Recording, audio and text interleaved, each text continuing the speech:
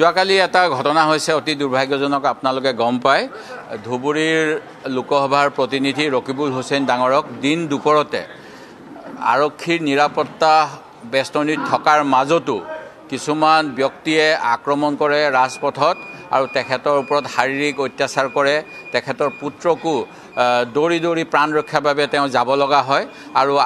এই গোটেই ঘটনাখিনি হৈছে গণতন্ত্ৰক দুৰ্বল কৰাৰ বিজেপিৰ চক্ৰান্ত অনুসৰি তেখেতসকলে কংগ্ৰেছ দলে যাতে জনমত গঠন কৰিব নোৱাৰে বিজেপিৰ অপশাসনৰ বিৰুদ্ধে তাৰ বাবে এটা ষড়যন্ত্ৰ কৰি আছে আৰু এই গোটেই ঘটনাখিনি কালি আমি সদনত উল্লেখ কৰাৰ পিছত মুখ্যমন্ত্ৰী ডাঙৰীয়াই ইয়াৰ বাবে হুক প্ৰকাশ কৰা নাই তেখেতে কৈছে যে ৰূপহীহাট চামগুৰি এইবিলাক অঞ্চল বোলে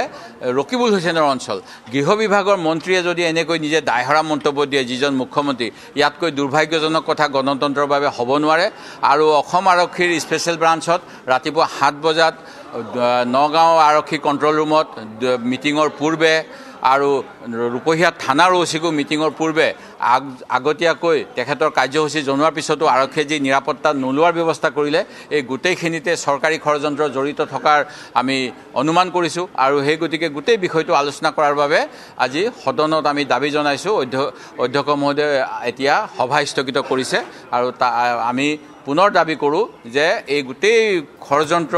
এটা হৈ আছে কংগ্ৰেছ দলৰ বিৰুদ্ধে যিটো তেওঁলোকে সততে কয় কংগ্ৰেছ মুক্ত ভাৰত লাগে আৰু গণতান্ত্ৰিক দেশত এনেকুৱা ব্যৱস্থা কেতিয়াও হ'ব নোৱাৰে সেই গতিকে আমি আলোচনা বিচাৰি আছোঁ আৰু সভা স্থগিত প্ৰস্তাৱ আজি দাঙি ধৰিছোঁ।